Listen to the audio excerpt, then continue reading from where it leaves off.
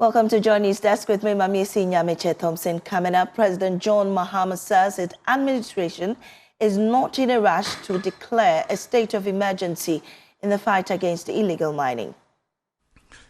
I've been reluctant to implement a state of emergency in the Galamsey fight because we've not exhausted the powers we even have without a state of emergency. As he also believes Ghana's economy has proven resilient without resorting to external borrowing. We've survived without borrowing. Who could have thought some years ago that Ghana's economy could be run without going to the external market to borrow? We shouldn't be in a hurry to go back to the capital market. Also coming up, some victims of Benyere conflict in the Solar Tuna Kalba and Boli district who returned to their communities rush back to the solar camp amidst signals of fresh attacks. We have details plus business updates on our desk. To stay for more.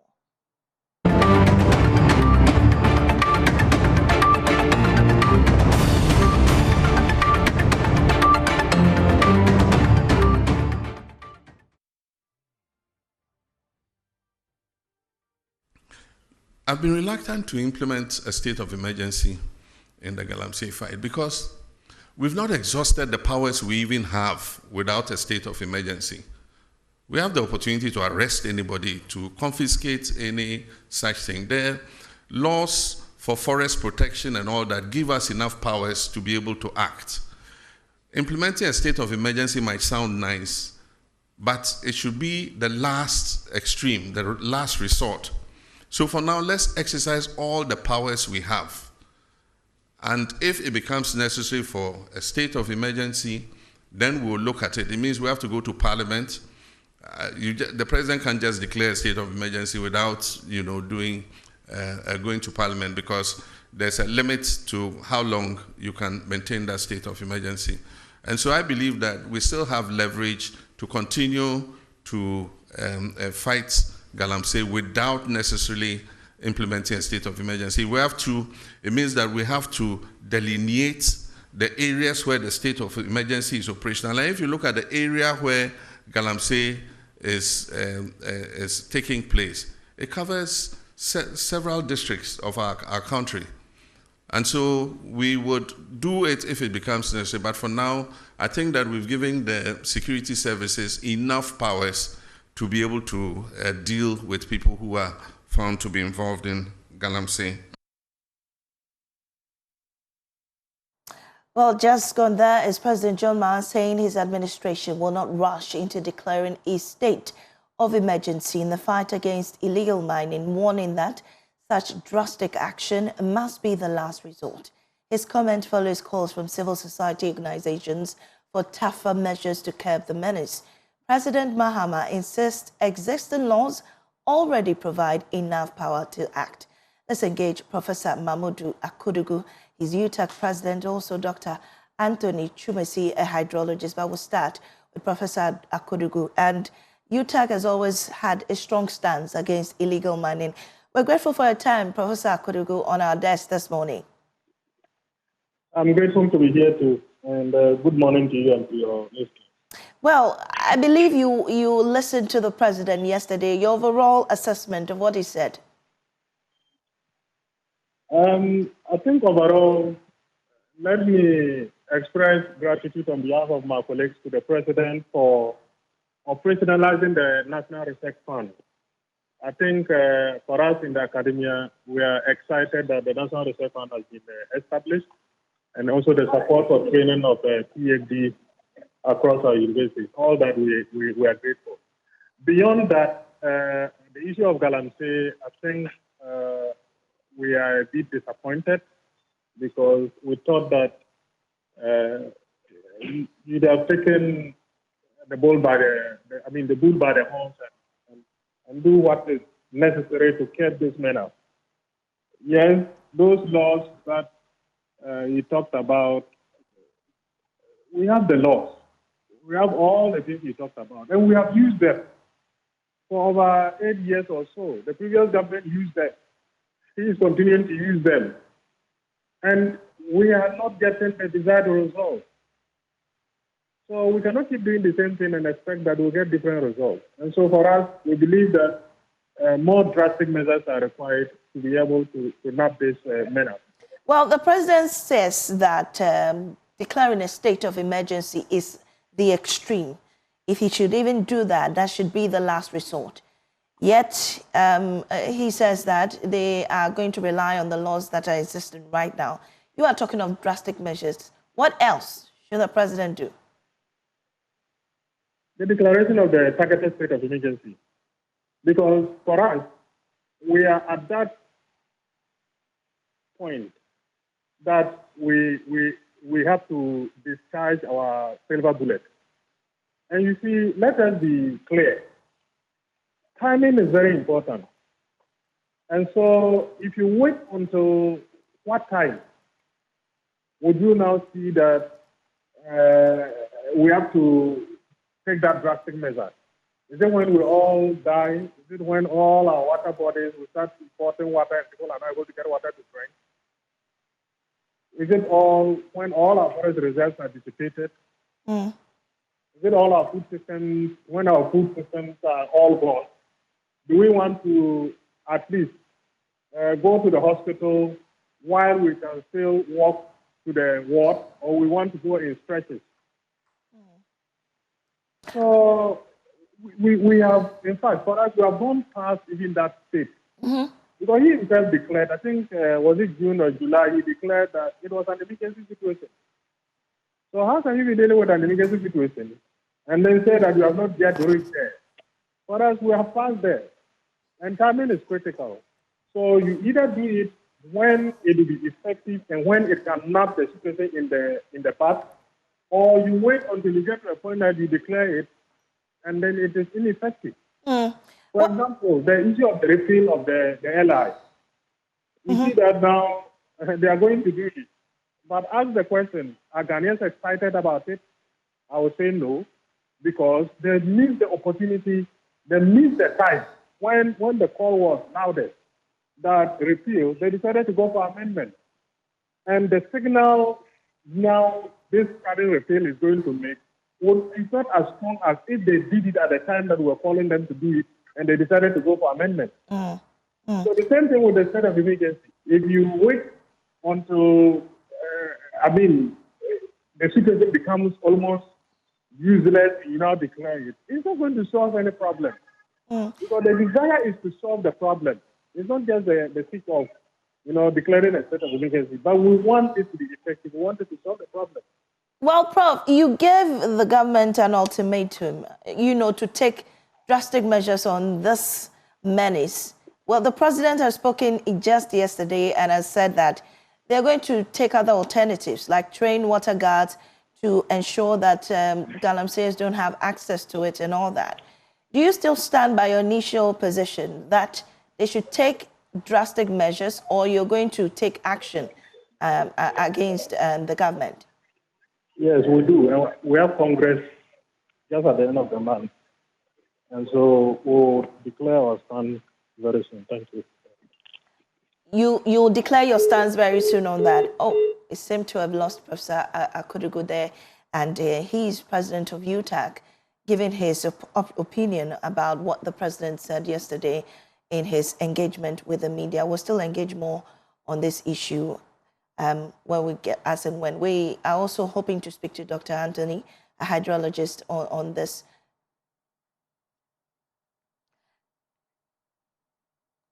Right, so Dr. Anthony Chumesi is with us. Dr. Anthony, grateful for your time. With what the president said, you think that is the best way to go? With what the president said, you think that is the best way to go? Thank you very much for having me. Well, I have written a document to the presidency. Thank you very much for having me. I wrote a document to the presidency somewhere around April about the way to go with Galamsey and other things. I wrote a document. Yeah, so my suggestion was what the president actually was coming up with. I told them that, look, this Galamsey can't stop. And if it can't stop, you have to find a way of addressing the issues. I told them in my document somewhere in April, I sent even to the newspapers. I sent them to each of the ministries which are responsible for this, Galamsey and everything. What I said was that in my document was that, look, if we can address the issues, first, we should mobilize the people around the mining sites so that they become just like a group of people who want to mine with a head and some kind of administration. What you should do is that, first and foremost, you should get somebody who is environmentally conscious person or people with the group. We go for a tailings dam. The tailings dam was going to address the issue of sending the waste, the leachate into the water bodies. And then when we do that, maybe it can take 5 days before the tailings dam becomes full, so that we can find a way that there will be no amount of leachate going into the water bodies. And then two, when we have done that, we get for the filling of the pits and other things, let's get climate resilient trees. With the Forestry Commission, instead of burning the excavators, let's use the excavators to address the issue of covering the pits and then put climate resilient trees on this land. So that's what we achieve is that we achieve two things. First, the forest cover is come back, the water is not polluted, so that whatever we need to do, we can do, and then we can monitor these people who are mining. And then becomes, because small scale mining is done even in Australia, the president was saying, in so many countries. But they don't do it this way. So we have to get the tailings dam. The tailings dam will help address the issue of polluting the water bodies. Why we say you're going to kill the people, you're going to burn the excavators, it will address the issue. So that's my view all along. Well, Dr. Anthony, so did you get any response to this document you sent to government? As usual, nobody will respond. In Ghana, nobody will respond. I even went to the sent document to the presidency. I went to each ministry, one after the other, and submitted those documents. They will never mind you. They won't mind you. Will they mind? They will not. You see, that's the way we.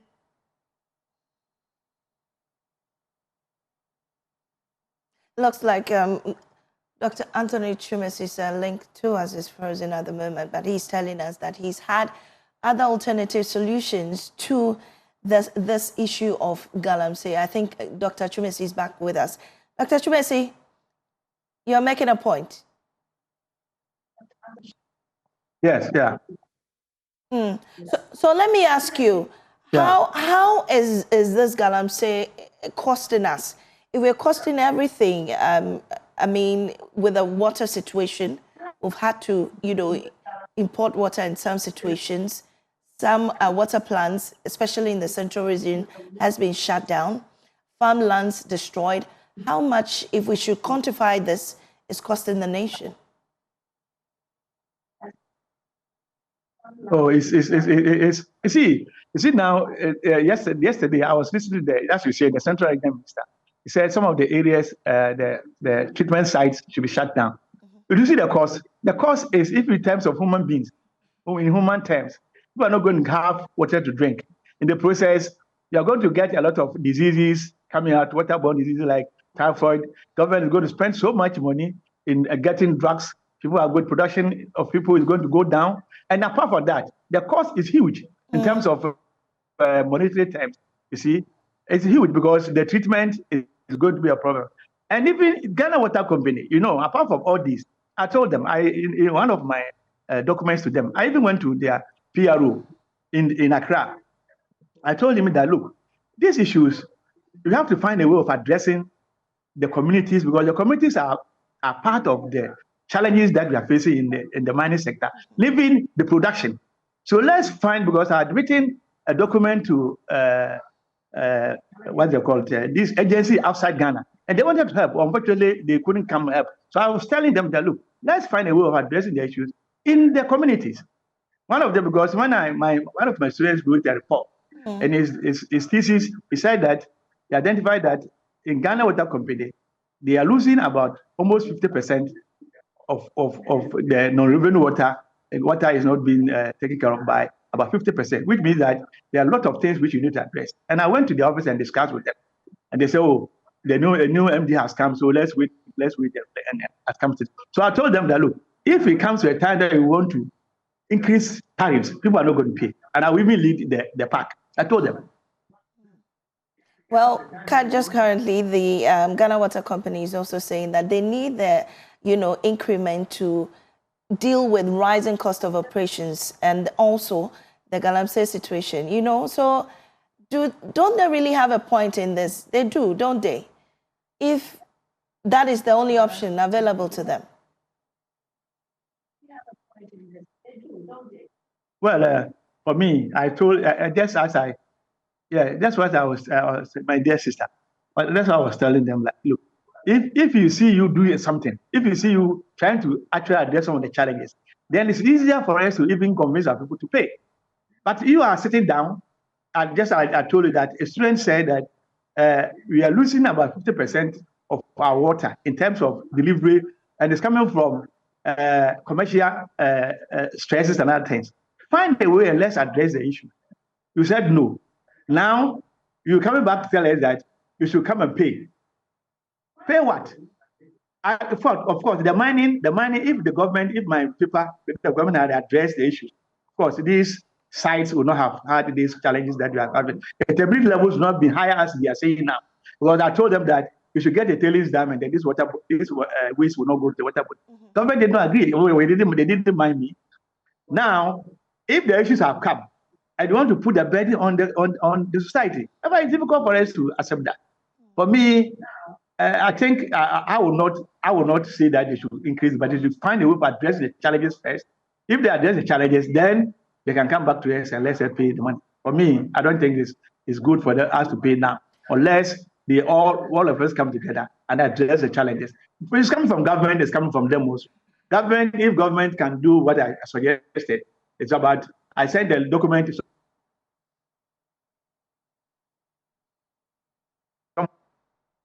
about 6 months now. No, I actually acknowledge what I wrote to them.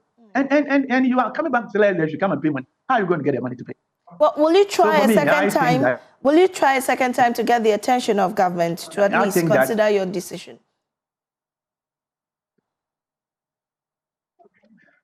Well, we are tired because look, if you go to Joy News, if you come to, they have a lot. I have a lot of documents I've done with them, Galamsey, everything. You can ask them. They have done so many years, and even going to other agencies, DH1. I've spoken a lot about this issue, but who will mind me? All right, thank you. Will mind me. So for me, I think I'm getting frustrated to do that again. Yeah. Thank you very much, Dr. Chumesi is a hydrologist. Well, still at that encounter with the media, President John Mahama revealed Ghana's economy had proven resilient without resorting to external borrowing, crediting fiscal discipline and restructured spending for a turnaround.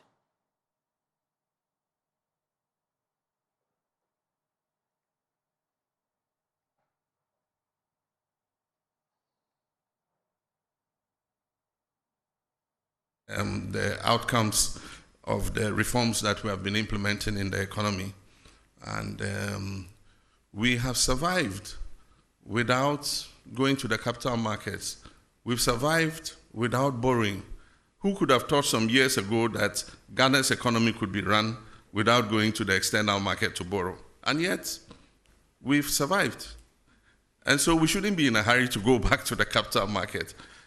All we've done is to reorder our expenditure and push funds to areas that are of priority. And so that's all we've done. Fiscal discipline, not spending money on wasteful, political interventions and all that. And that is already showing the successes in the market. I mean, we've gone from negative 3.4% on the primary balance to positive 1.1 as at now. And by the end of the year, we'll achieve the target. I'm sure we'll overachieve the target of positive 1.5. And so it's all about discipline in expenditure. And so for me, as the president, I would not favor a quick return to the international capital market. I think we should go like this for a while and consolidate the economy before we look at external financing.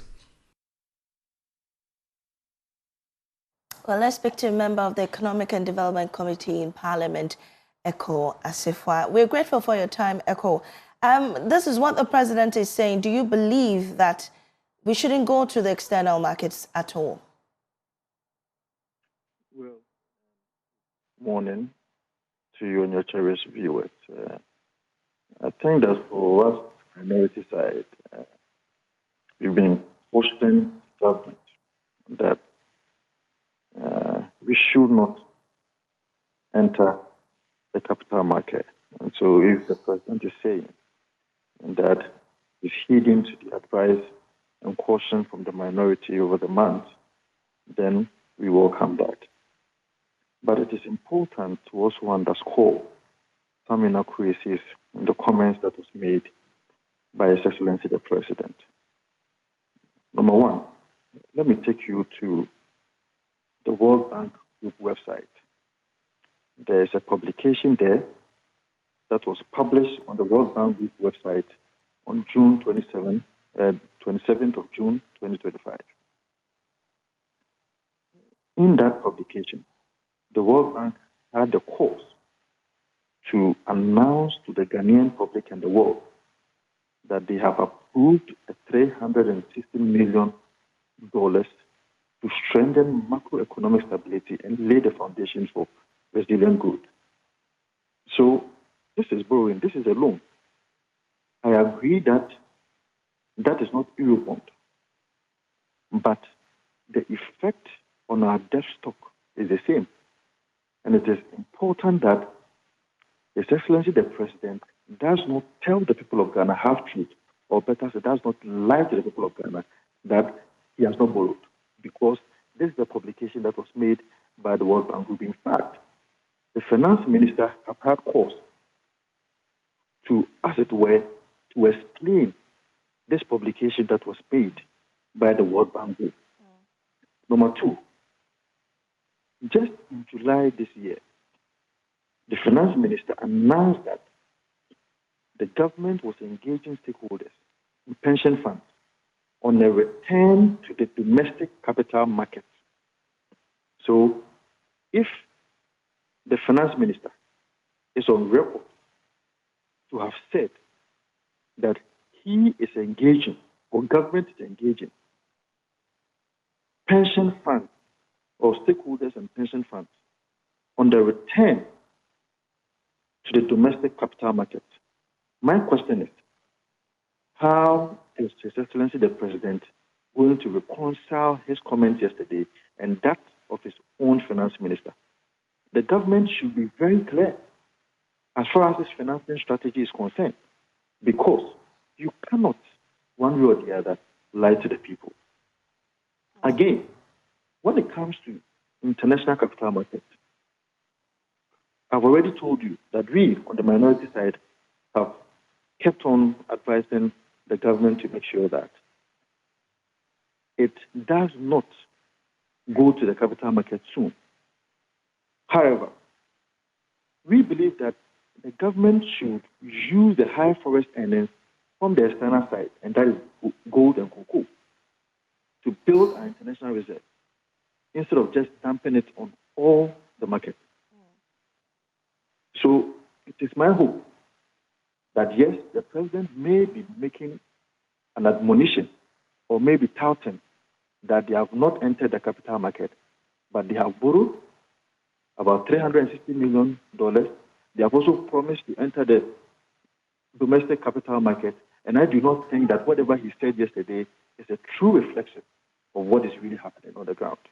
Well, we've been joined by economist and tax analyst Eric Boateng to tell us more about what's happening. Mr. Boateng, we're grateful for your time on Journey's Desk. Right.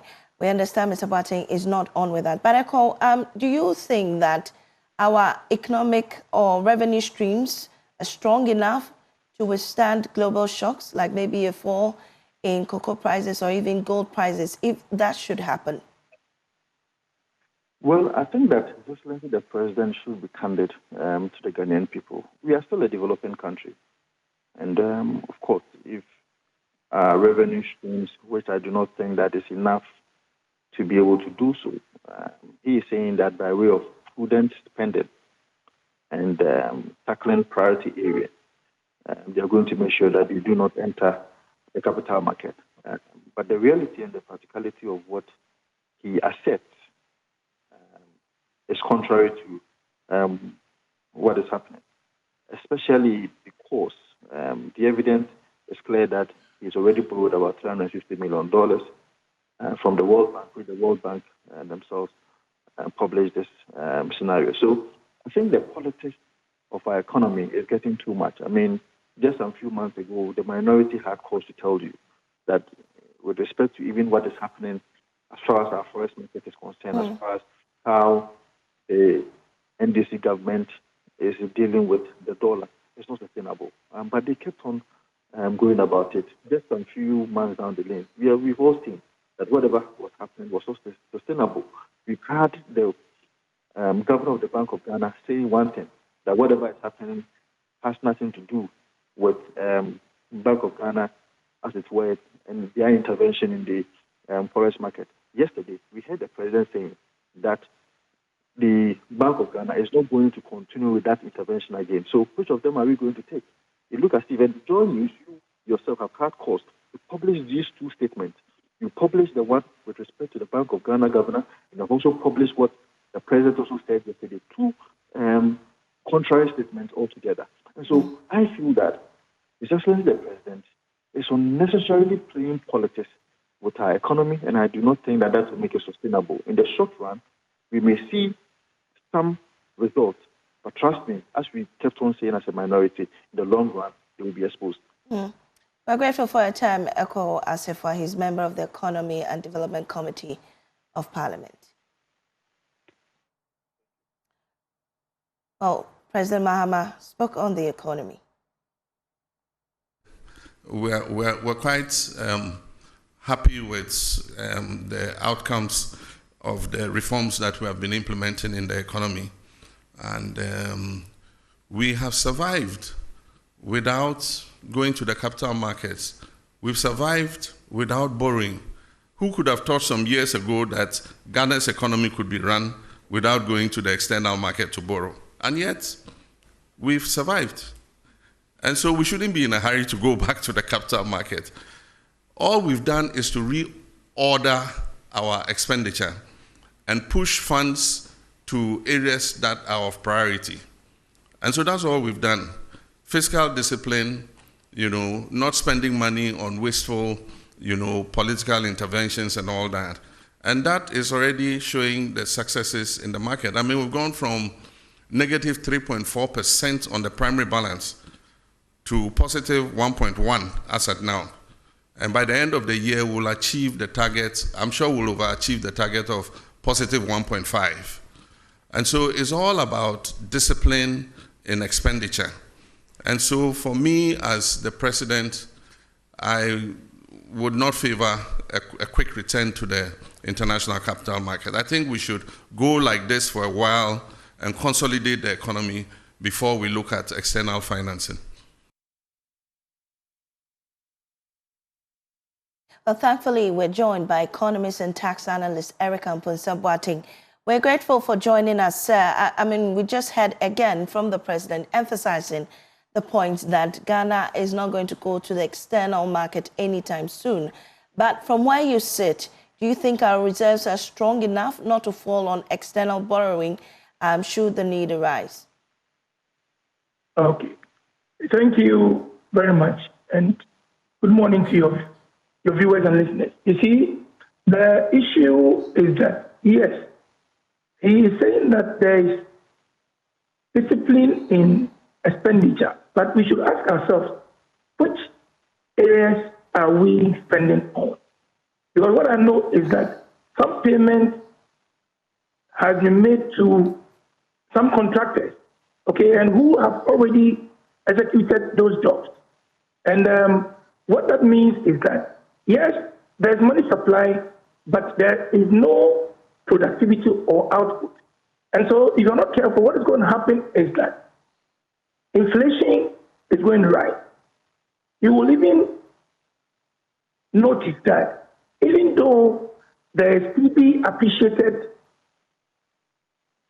just this week. It has begun to depreciate. And the reason is because of the fact that we are not getting the remittances that we were getting. And they form part of the budgetary support.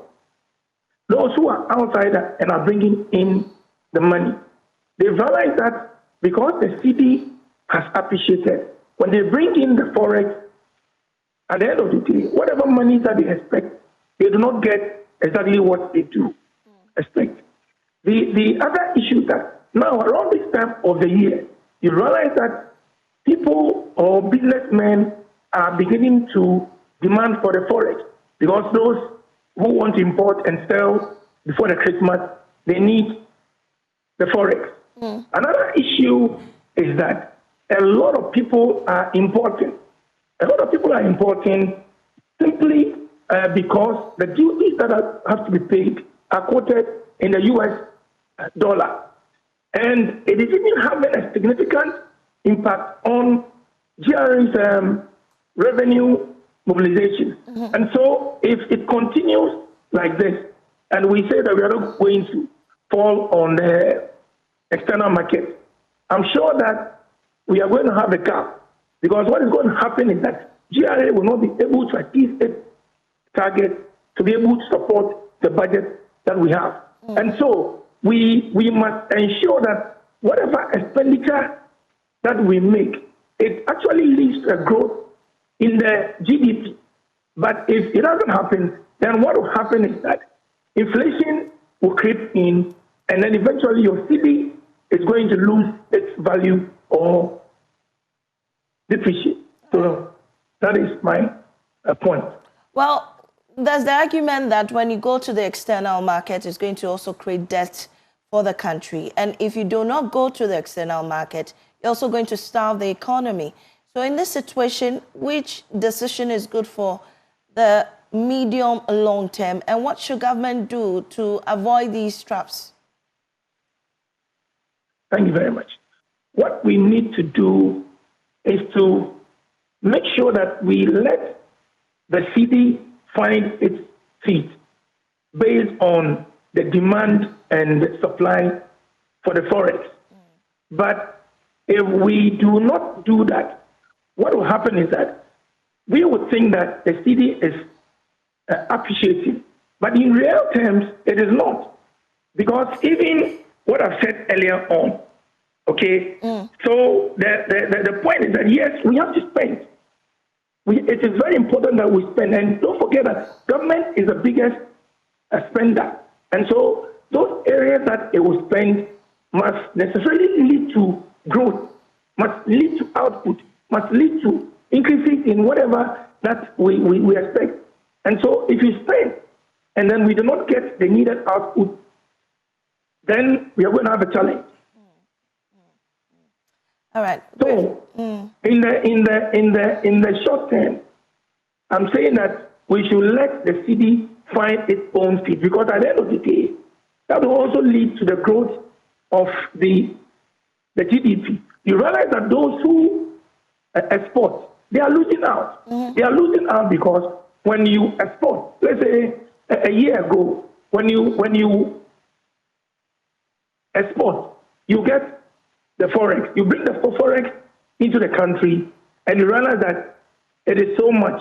The money is so much. And then don't forget that just this week, we are being told that ECG and some other bodies, Ghana Water Company, they are expecting that we have increments in the tariff that we pay. Yes. Okay, and let's not lose sight of the fact that water and electricity play a significant role when it comes to production, manufacturing. Yeah. And so I'm even wondering how the 24-hour economy is going to be successful. Yes. Because at the end of the day, if your tariffs are high, the cost of production is very, very high. Meanwhile, you are not even having the energy that you need to be able to boost that sector. And so we have a challenge in there. And so, basically, I'm saying that we should ensure that we let the city find its own feet and also make sure that the expenses that we make or the expenditure as a government are made in areas that will lead to growth in our output, and then the other sectors will also come into play. Thank you very much, sir, for your time You're on welcome. our desk. You're welcome. Okay. Now, away from that, some 38 victims, mostly women and children, of the Binyiri conflict in the Sola, Tuna, Kalba, and Bole districts in the Savannah region, who returned to their communities in Chenchere in the Bole district a few days ago, have rushed back to the Sola camp amidst signals of fresh attacks. Let's get the latest from correspondent Isaac Nonya. Isaac, when you say there are fresh signals of fresh attacks, what do you mean, or what are you observing?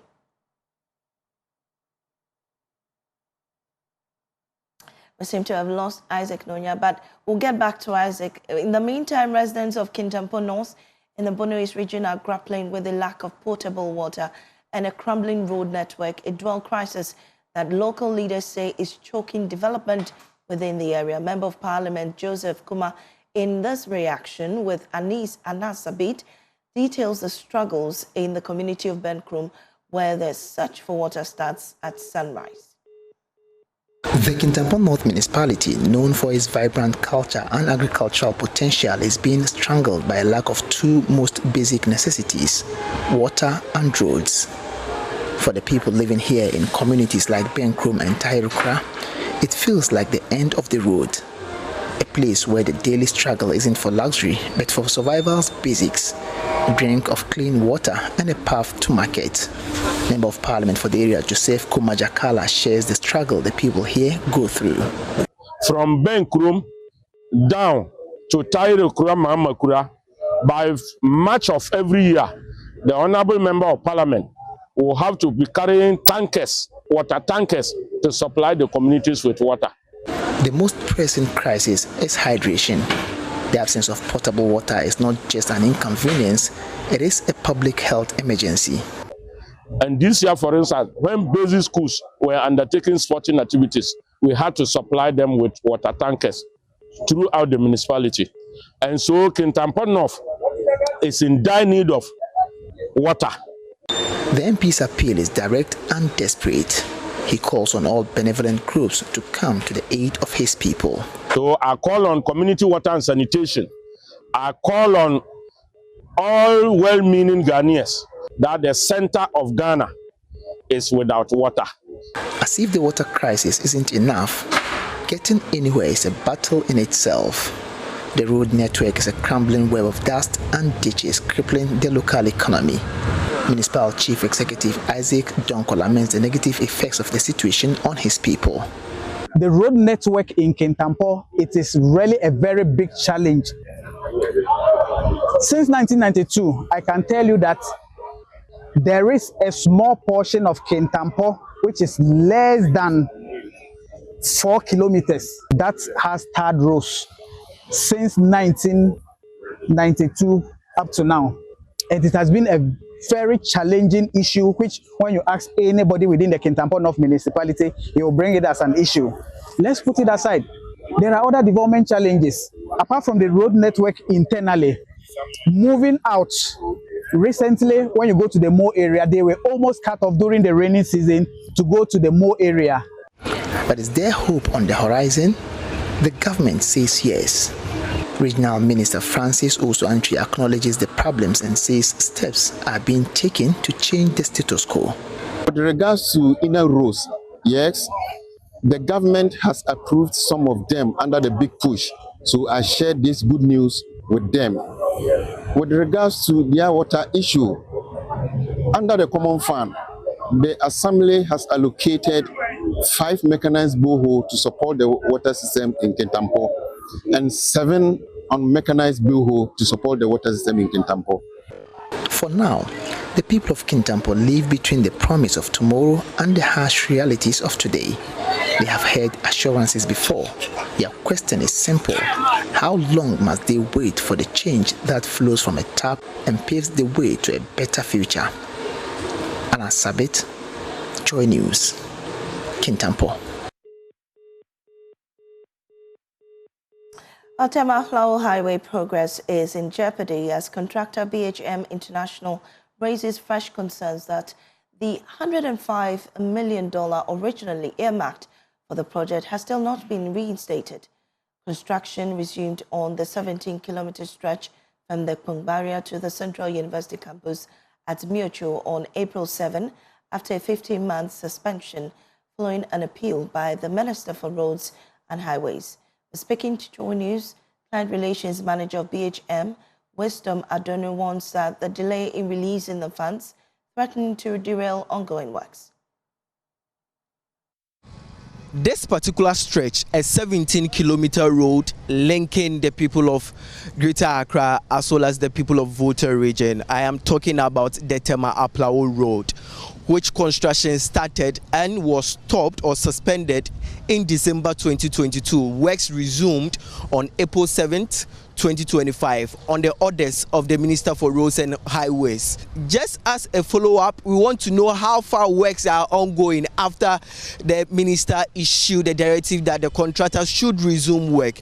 And since we came behind me, you can see that works are still ongoing, that a lot of trucks are still at work, and we've seen heavy moving vehicles and also graders working. On the right side of the stretch from Tema heading towards Aflao or even Pram, filling or the expansion of the outer lanes have been done, with works also still ongoing, but filling on major portions of that particular stretch have been done. And also drivers have started using that particular stretch and also easing the traffic that people used to complain about. Oh, first in the not traffic room, but you see na ombe bibi kakra found there. You see the amount traffic na go from kakra. First, say we travel how many minutes? 50 pram. We ejuma pram. Yeah, me ejuma pram. Oh, but you see the first in the meet traffic more than 3 hours kra. Na me nu doing akra.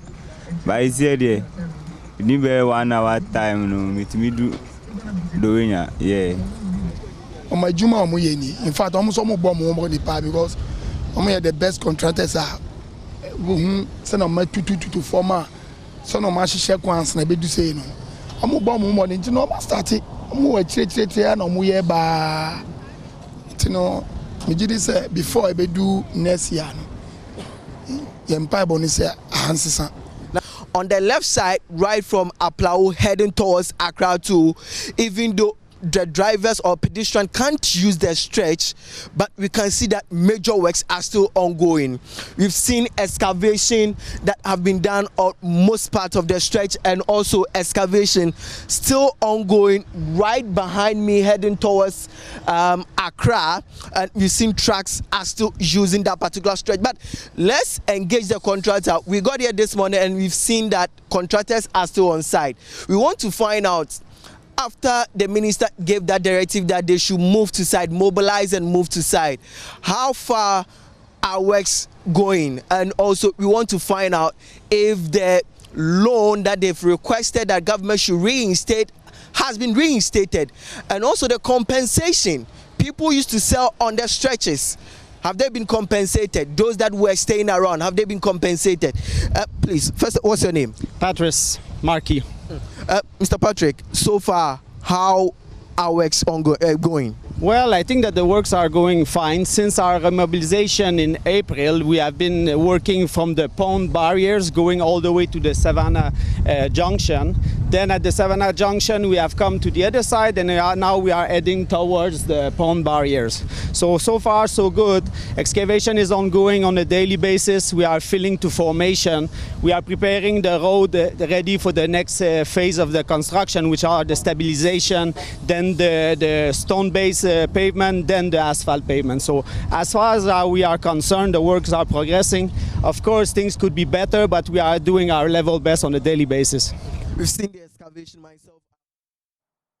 And you heard that for Collins Frimpong in an interview with a contractor on the Aflao Road. You're still watching Joy News Desk. We take a break. We return with business.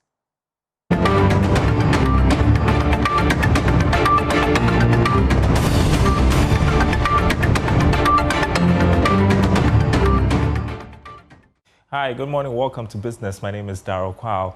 IC Research, a leading market research firm, is predicting that the Monetary Policy Committee of the Bank of Ghana may cut the rate for a second consecutive time from 25% to 22% at the September meeting.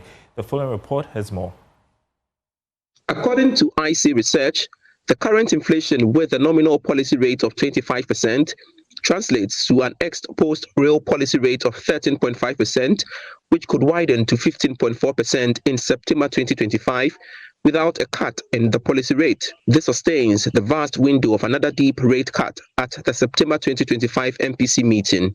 The IC Research said the cautious stance on utility tariff risk could result in a 3% cut in the policy rate to 22%. Inflation has been subsiding, falling to 11.5% in August 2025. This was the lowest price momentum since October 2021. At the current level, headline inflation screens below the authorities' end 2025 target of 11.9%. The Monetary Policy Committee last cut its policy rate by 300 basis points to 25% in July 2025. The committee will hold its 126th regular meetings from September 15 to September 17 to review developments in the economy. The meetings will conclude with a press conference on Wednesday, September 17, to announce the decision of the committee. Now, in a significant push to achieve food self-sufficiency, the National Service Secretariat has established a 300-acre maize farm in Donko in Kwanta, marking a major milestone for the government's Feed Ghana program. The initiative, hailed by the Deputy Agric Minister John Dramani as a catalyst for job creation and economic growth, is poised to bolster the entire agric value chain, particularly by providing critical support for the region's poultry farmers. Anas Sabit has more. What was once idle land is now a sea of maize, symbolizing a bold new step towards food security and economic empowerment. It is all part of government's ambitious Feed Ghana program, and the National Service Secretariat is leading the charge right here in Donkrongkwanta. This 300-acre maize farm, cultivated not by a large corporation but by National Service personnel, isn't just about growing crops. It is about growing a nation, and the ripple effects are being felt across the entire agricultural value chain. Emmanuel Kofi is the Regional Director of the National Service Secretariat. National Service, in partnership with Agromite and Happy Project, we came together and we were able to get a land at Odokonkwanta to farm. And the acreage of the land is 300 acres. And now it is a state of harvesting. By securing the feedstock supply, the program aims to boost an entire industry, from the field to the feed mill to the poultry farmer. Our plan is that we are trying to get another land from other community in order to boost our production, so that we will use that land to cultivate more of maize to feed both poultry aspect of it and that of human consumption. This centralized approach allows for more efficient use of resources, maximizing impact for the entire municipality. Godfred Dapa is the municipal chief executive here. We are in talks with the chiefs to acquire land for those institutions to also start with this program. And so it is very important to me because it will reduce the assembly's burden, because government is going to provide more of the logistics to the farmers and those who take interest in the project. The program's potential for job creation was highlighted during a recent tour by the Regional Minister and the Deputy Minister for Agriculture. Regional Minister Francis Osuantwi noted that the initiative will benefit the entire agric value chain. The same program is going to help us make sure the value chain of the entire agricultural space is going to be taken care of. Agric itself creates employment for the people. Now, if you are a farmer, it means that you are self-employed. Aside that, people who are not farmers, they can also roam into the program to get their own employment. A commitment that promises to break the seasonal cycle of farming, ensuring year-round production and a steadier income for farmers. Deputy Agric Minister John Dramani says the move also focuses on the provision of irrigation facilities to enable dry season farming. I visited the NSS farms, which quite well. I mean, they're doing quite well. And I was amazed by the kind of infrastructure that I saw over there. And so we are trying to move away from rain-fed agriculture to irrigation. And if you look at the Benue East region, it's heavily endowed with the Volta River. And if we're able to irrigate that side well, I don't think we should have a problem with, onions during dry season or tomatoes during dry season. And so we're encouraging a lot of people to get into dry season farming so that we have all year round farming. From bolstering food production to creating jobs and supplying allied industries, the seeds grown here in Donkrunkwanta are more than just maize. They are seeds of prosperity, promising a more self-sufficient and food-secure future for Ghana. Reporting for Joy News, Anas Sabit, Nkranza. All right, and that's it for business. Fancy farming? Maybe as a business. I think I see it in my future somehow. Okay. Well, we can do it together. We can. Co-founders of a farm. I don't know. Sure. Well, that's how we end this edition of Desk. We'll see you again.